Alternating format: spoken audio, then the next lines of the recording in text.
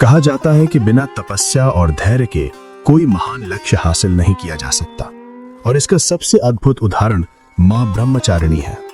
नवरात्रि के दूसरे दिन इस देवी की पूजा की जाती है, जो हमें बताती हैं कि अडिग संकल्प और संयम के साथ असंभव भी संभव हो जाता है। कहानी उस समय की है जब माता सती ने अपना शरीर त्याग दिया था। अगले जन्म में वे पर्वतराज हिमालय के घर पार्वती के रूप में अवतरित हुई। बचपन में नारद मुनि ने उन्हें बताया कि वो भगवान शिव को अपने पति के रूप में प्राप्त करेंगी।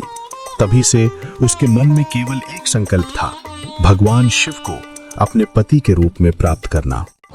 लेकिन क्या शिव को पाना आसान था? मां ने एक कठिन तपस्या का चयन किया। हजारों वर्षों तक उन्होंने केवल फल और फूल खाए, फिर अपने जीवन को सूखी पत्तियों पर व्यतीत किया और अंत में बिना भोजन और पानी के एक कठोर तपस्या की। अंततः मां की कठोर तपस्या से प्रसन्न होकर भगवान शिव ने उन्हें अपनी अर्धांगिनी के रूप में स्वीकार किया। यही ब्रह्मचर्य और तपस्या थी जिसने उन्हें मां ब्रह्मचारिणी अर्थात कप और संयम की देवी बना दिया। नवरात्रि के दूसरे दिन मां ब्रह्मचारिणी की पूजा बड़े ही सरल रूप में की जाती है। सफेद वस्त्र धारण करें, सफेद पुष्प अर्पित करें, मिश्री और दही का भोग लगाएं और श्रद्धा से मंत्र जपें। ओम देवी ब्रह्मचारिण्ये नमः। मां ब्रह्मचारिणी की उपासना से साधक को असाधारण आत्मबल मिलता है, जीवन की कठिनाइयों को सहने की शक्ति प्राप्त होती है, अविवाहित कन्याओं को उत्तम वर की प्राप्ति होती है और दाम्पत्य जीवन में मधुरता आती है।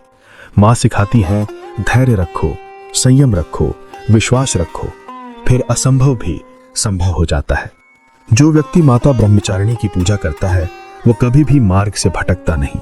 अध्ययन में एकाग्रता ना हो, जीवन में कठिन संघर्ष हो, निराशा बार बार मन में समा रही हो, ऐसे समय में माता का स्मरण आपके अंदर ऐसी ऊर्जा भरता है जो आपको हर स्थिति में दृढ़ बनाए रखता है। इसीलिए कहा जाता है, जो कोई मां ब्रह्मचारिणी की पूजा करता है वो जीवन में कभी असफल नहीं होता। इस नवरात्रि आइए हम मां ब्रह्मचारिणी की पूजा करें और अपने जीवन में आत्मनियंत्रण, तपस्या और शक्ति को आमंत्रित करें।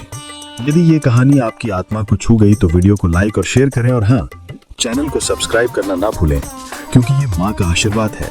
जितना आप अधिक बांटेंगे उतना ही ये बढ़ेगा। जय माता दी।